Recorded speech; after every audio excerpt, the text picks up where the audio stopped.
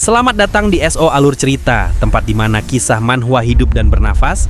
Siap? Yuk, kita mulai ceritanya. Iron Shield sangat kesal dan marah, sampai-sampai dia melampiaskan kekesalannya dengan berteriak. Namun, pertarungan Iron Shield belum berakhir karena seseorang, yaitu Sujung atau Demon King, sudah menunggunya untuk bertarung. Setelah berbagai pertarungan, Iron Shield tidak punya pilihan selain menghadapi Demon King lagi. Di luar gate, Sung Hon baru saja tiba untuk menjemputku yang sudah berhasil keluar dengan selamat. Sung Hon mengantarku pulang ke rumah. Dia juga mengantar ibuku pulang karena tidak mungkin memberikan eliksir di rumah sakit. Sesampainya di rumah, aku berterima kasih kepada Sung Hon atas semua bantuannya, dan Sung Hon pun memutuskan untuk pulang. Setelah Sung Hon pergi, ibuku terlihat berbaring sangat lemas. Tiba-tiba, ibuku membuka matanya dan bertanya, "Apakah ini Jihu?" Aku menjawab, "Ya, Ibu, ini aku." Ibuku merasa sangat terharu karena aku sudah pulang. Dia berkata dia sangat merindukanku, dan bahkan sebelum meninggal, dia ingin melihatku untuk terakhir kalinya. Namun, aku berusaha menyelamatkannya, mengatakan bahwa dia pasti akan segera sembuh. Ibuku kemudian berkata ingin menyampaikan sesuatu kepadaku, bahwa aku sebenarnya adalah... Sebelum dia selesai berbicara, penyakitnya kambuh lagi, dan mungkin semakin parah. Aku langsung menggunakan eliksir dan memberikannya kepada ibuku. Setelah meminumnya, ibuku kembali tertidur lelap. Melihat ibuku baik-baik saja, aku merasa lega dan ikut tertidur dengan wajah gembira. Malam harinya, ibuku tiba-tiba mengeluarkan cahaya ungu yang sangat terang dan terbangun. Adegan beralih ke Nayun yang baru saja pulang sekolah. Nayun mencoba meneleponku, tetapi aku tidak mengangkatnya. Nayun sangat marah kepadaku karena aku pergi selama sebulan dan hanya meninggalkan satu pesan. Nayun berjanji akan memarahiku begitu sampai di rumah. Dan benar saja, sesampainya di rumah, Nayun langsung memarahiku di depan pintu, bahkan berteriak-teriak. Namun, omelan Nayun tiba-tiba berhenti setelah dia mendengar suara ibunya yang mengatakan bahwa aku sedang tidur di kamarku. Ibunya juga menanyakan kabar Nayun di sekolah. Melihat ibunya sudah sembuh, Nayun terharu dan menangis. Tak lama kemudian, aku terbangun karena mencium bau sup kedelai buatan ibuku. Aku juga mendengar perbincangan Nayun dan ibuku. Mengetahui keluargaku telah kembali seperti semula lagi, aku mulai meneteskan air mata lagi. Aku merasa bahwa suasana di balik pintu kamarku adalah suasana yang sangat kuimpikan dan kurindukan selama ini.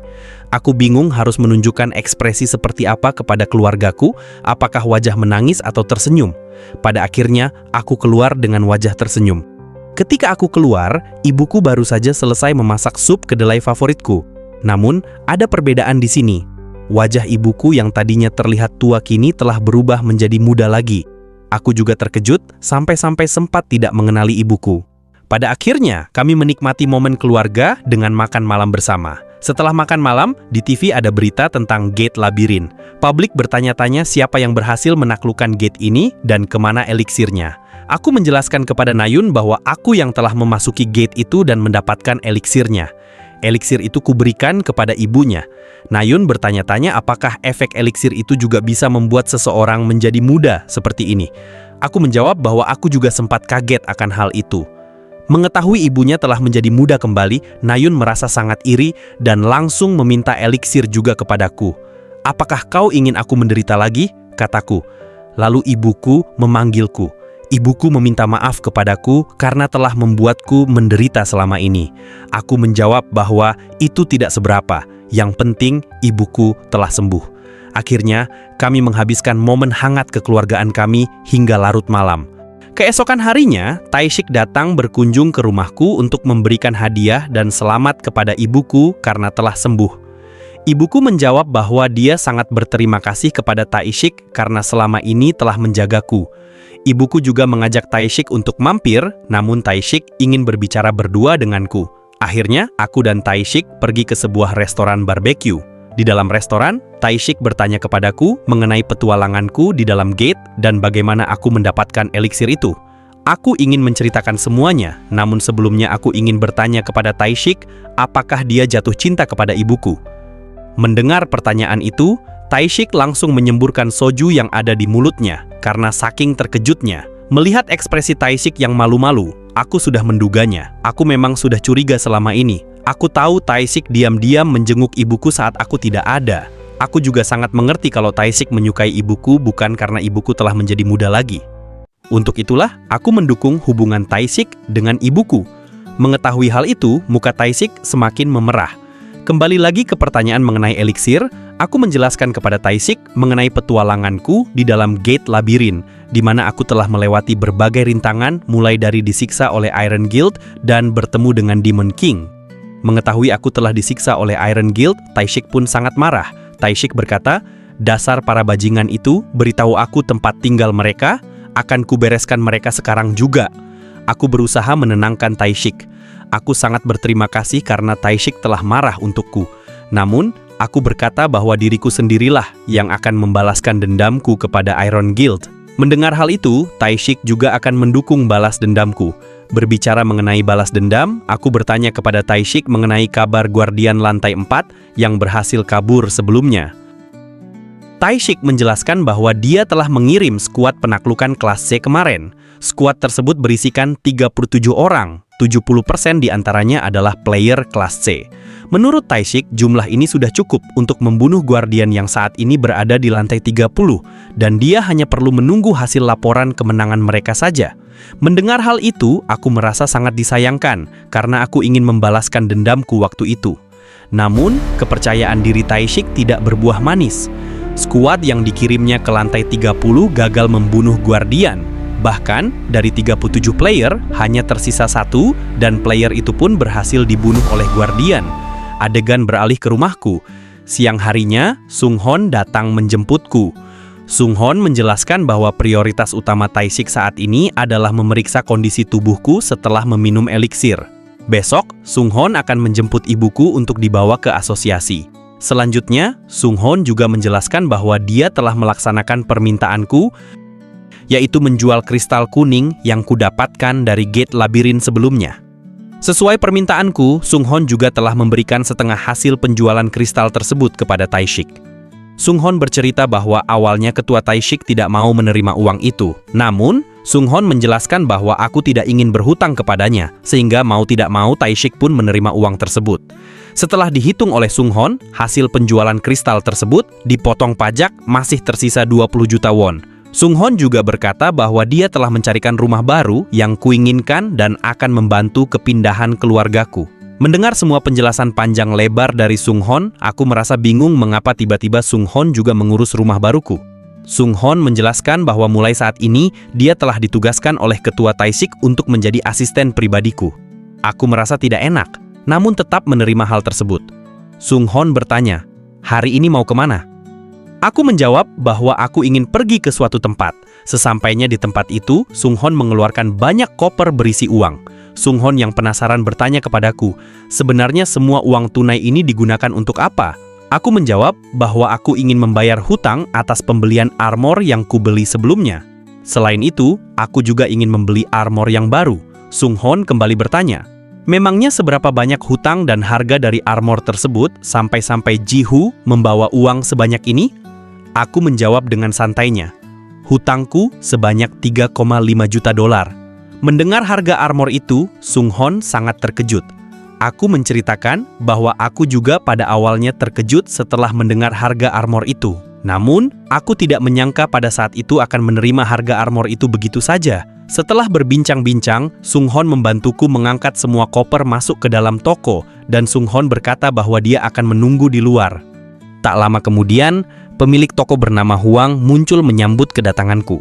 Aku bertanya mengenai kabar Huang. Huang menjawab bahwa dia baik-baik saja, dan Huang juga mengatakan bahwa dia telah menerima uang titipanku melalui asosiasi, meskipun masih kurang.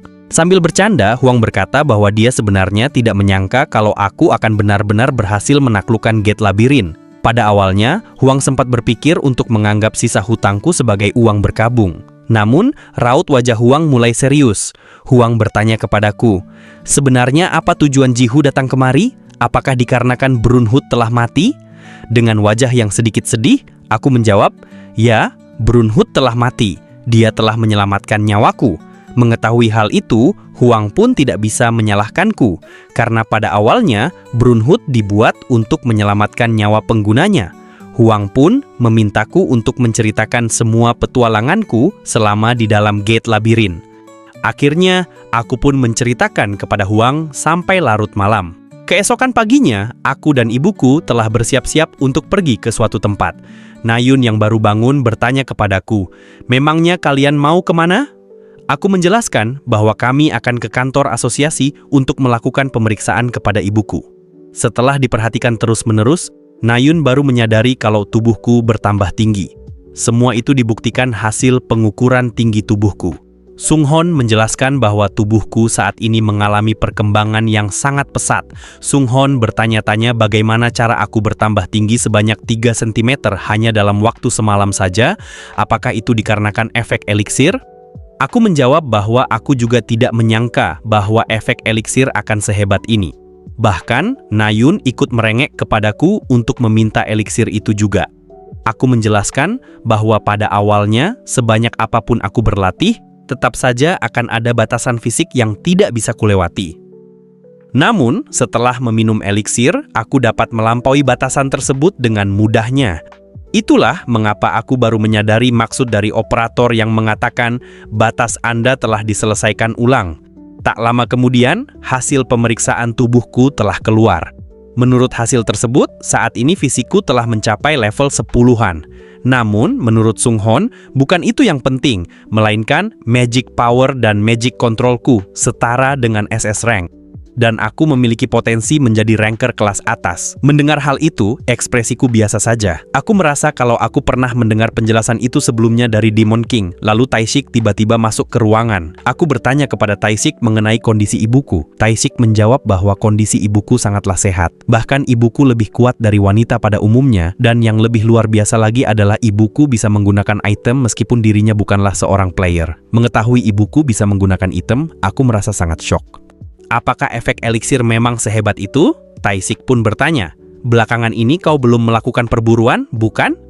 Aku menjawab bahwa saat ini aku sedang istirahat dikarenakan pedang Eli sedang mencoba memproses penyerapan kekuatan pedang suci Carleon milik Iron Shield. Taishik pun kembali bertanya kepadaku, kapan aku akan memulai perburuanku lagi? Aku menjawab akan melakukan perburuanku setelah akhir pekan ini.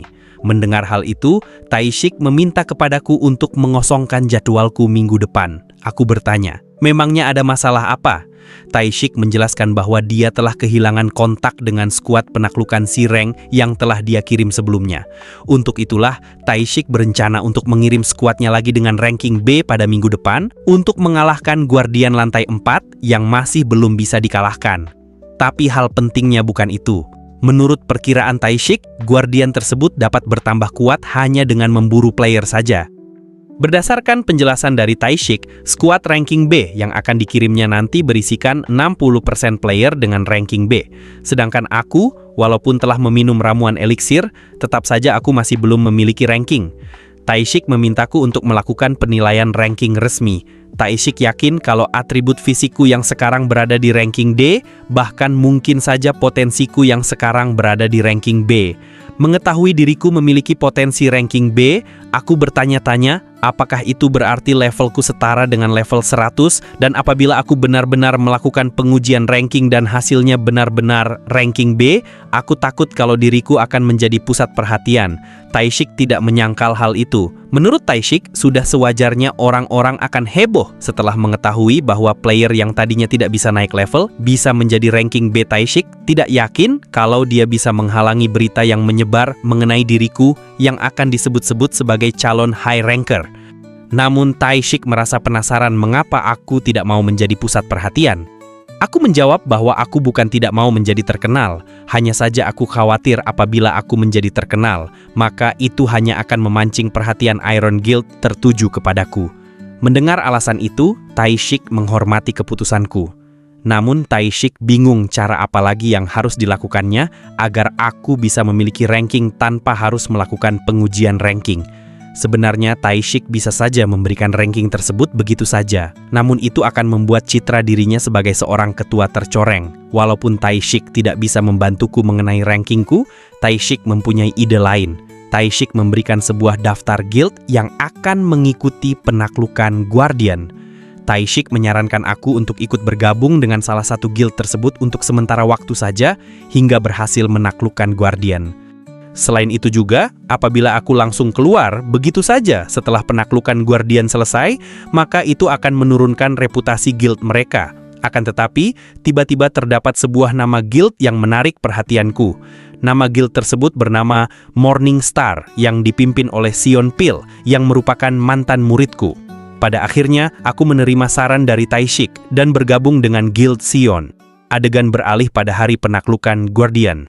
Banyak guild telah berkumpul di dalam tower. Salah satu player bernama Kim Dong Hai memperkenalkan dirinya sebagai kapten squad pada penaklukan Guardian kali ini. Dengan kata lain, seluruh guild yang ada dalam skuad ini harus mematuhi perintahnya. Dong Hai berkata bahwa mereka akan bergerak setelah semua guild telah berkumpul di tempat itu.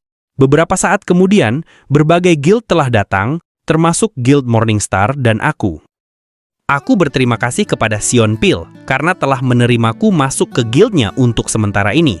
Sion Pil menjawab bahwa aku tidak perlu sungkan kepadanya, bahkan Sion Pil merasa kalau mereka berempat telah berhutang nyawa kepadaku saat tutorialnya.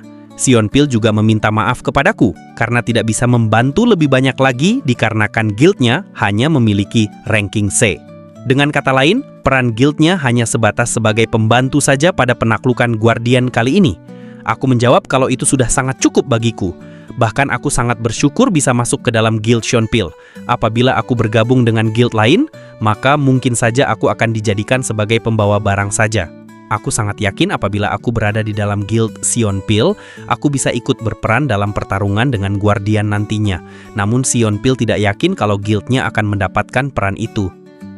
Menurut Sion Pil, pada penaklukan Guardian kali ini terdapat banyak nama player dan guild besar, di mana terdapat nama Kim Dong Hai selaku kapten skuad ini.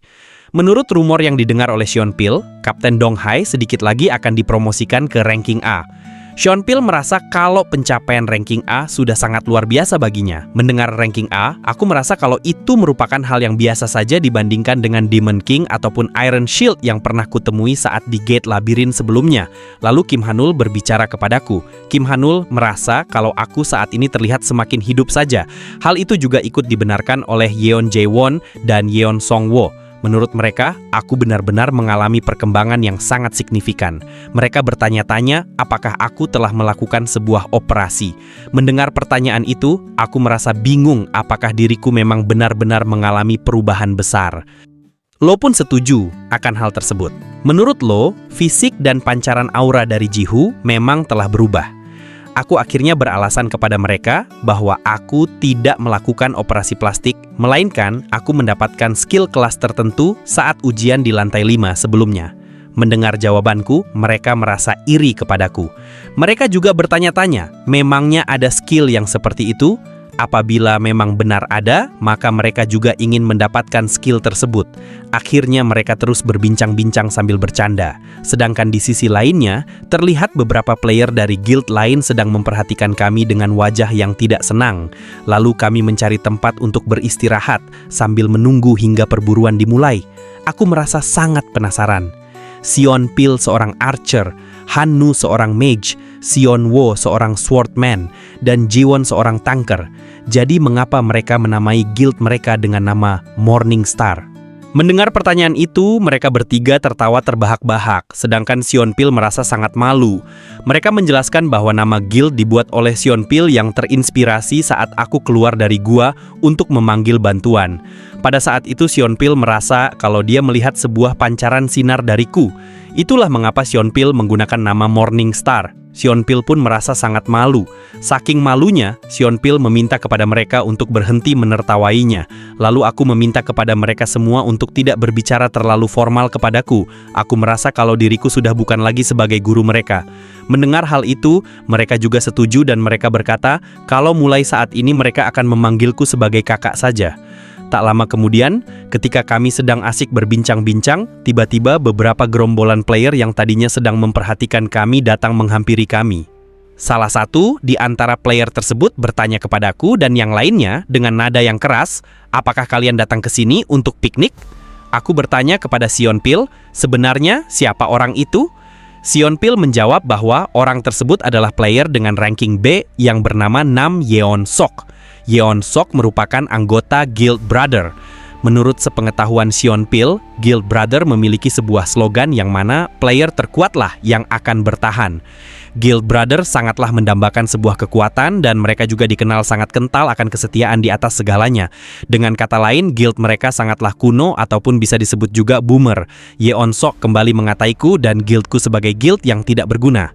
Pantas saja guild mereka berada di ranking C, kata Yeon Sok. Mendengar ejekan itu, Jaewon pun tidak senang karena telah diejek. Jaewon meminta kepada Yeon Sok untuk mengulangi kata-katanya yang tadi. Yeon Sok pun tanpa ragu mengulangi perkataannya. Yeon Sok berkata kalau Guild Morningstar sangatlah tidak berguna.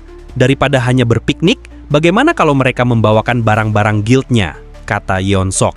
Mendengar ejekan tersebut, Guild Morningstar hanya bisa terdiam saja. Hal itu dikarenakan mereka tidak ingin mencari keributan yang tidak berguna. Dikarenakan Guild Morningstar tidak lagi membalas ejekan mereka, Guild Brother pun pada akhirnya pergi sambil mengejek kami. Sion Pil meminta maaf kepadaku karena guildnya tidak bisa berbuat apa-apa. Aku hanya bisa tertunduk diam. Sedangkan di sisi lainnya, Kapten Dong Hae tiba-tiba merasakan adanya aura pembunuh dari seorang player yang ada di belakangnya. Player tersebut ternyata adalah aku yang sedang lepas kendali.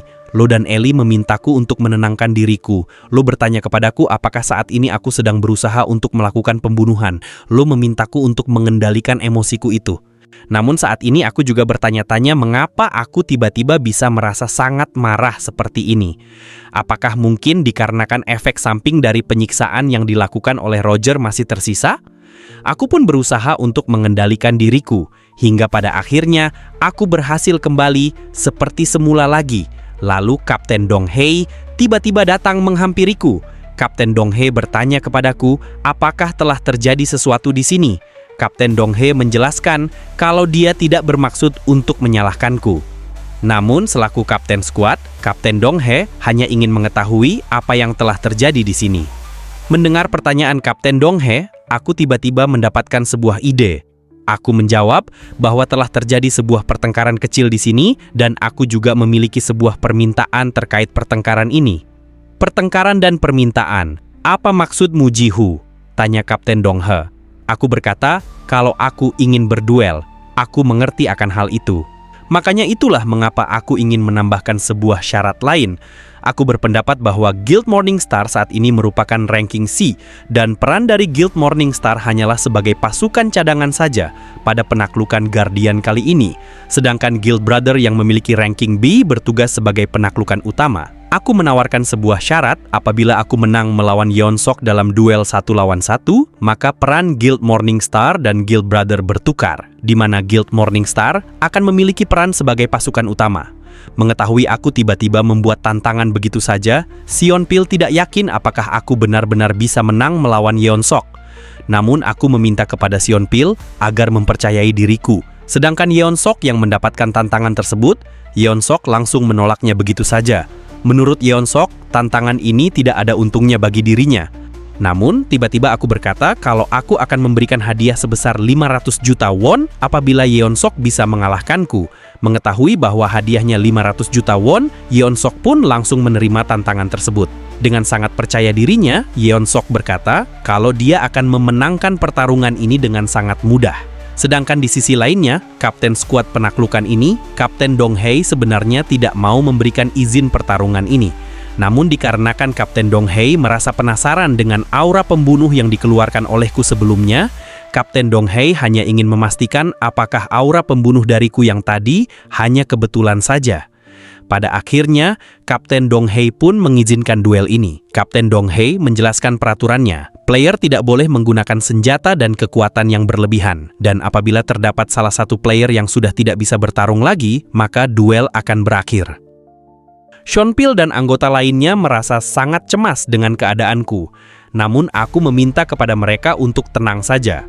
Hal itu dikarenakan aku tetap masih bisa melakukan link dengan kedua egoku, walaupun aku tidak berkontak fisik secara langsung dengan kedua egoku. Menurut Lo dan Ellie, semakin besar level ego, maka jarak untuk mempertahankan link akan semakin meningkat. Namun mereka meminta kepadaku untuk tetap berhati-hati dan tidak lengah. Lalu dengan sombongnya, Yeon Sok memintaku untuk menyerang dirinya terlebih dahulu. Menurutnya pertarungan ini tidak akan seru apabila aku kalah terlebih dahulu. Berdasarkan pengamatanku, lawanku saat ini adalah player dengan ranking B. Namun yang tidak ku mengerti adalah mengapa ada banyak sekali celah dalam pertahanan Yeon Sok. Apakah Yeon Sok memang benar-benar berniat untuk memancingku untuk menyerangnya terlebih dahulu? Berdasarkan fisik Yeon Sok, dia pasti merupakan player bertipe petarung jarak dekat atau bertipe tanker.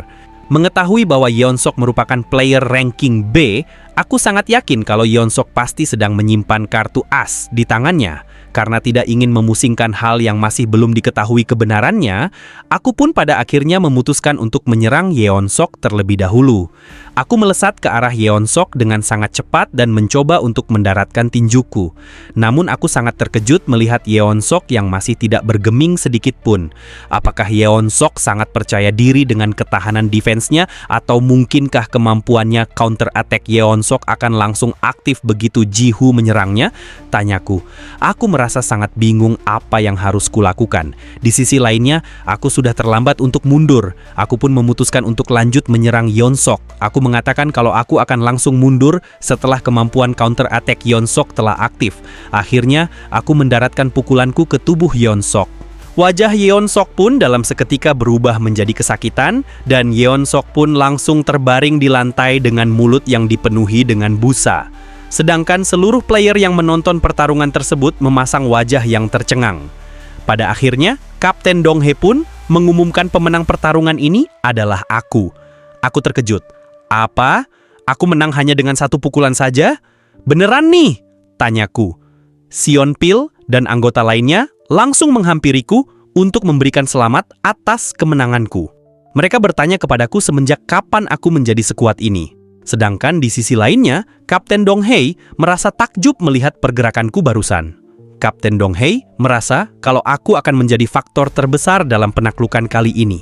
Dan tak lama kemudian, pasukan pengintai telah kembali dengan tergesa-gesa. Mereka mengatakan bahwa mereka telah menemukan lokasi di mana Guardian berada. Pada akhirnya, Kapten Dong Hae pun memutuskan untuk memulai pergerakan mereka menuju lokasi Guardian berada. Lalu, dari luar tower, yaitu tepatnya di gedung asosiasi player, di dalam sana terlihat Ketua Taishik sedang melaporkan kondisi skuad penaklukan Guardian saat ini kepada Presiden Asosiasi. Sang presiden melihat di daftar player yang mengikuti penaklukan Guardian tersebut. Di antaranya terdapat namaku. Sang presiden bertanya kepada Ketua Taishik mengenai ruang latihan bawah tanah, portal transportasi internasional, dan baru-baru ini rumah sakit asosiasi dan juga pekerjaan asisten Sung Hon. Menurut Presiden Asosiasi, sepertinya Ketua Taishik telah memberikan perlakuan yang sangat spesial kepadaku. Dengan wajah yang sangat serius, Presiden Asosiasi meminta kepada Ketua Taishik untuk menjelaskan mengenai masalah tersebut. Itu dia ceritanya untuk hari ini. Kalau kamu suka, jangan lupa like, komen, dan subscribe. Dukungan kalian bikin aku semangat untuk membawakan cerita seru berikutnya.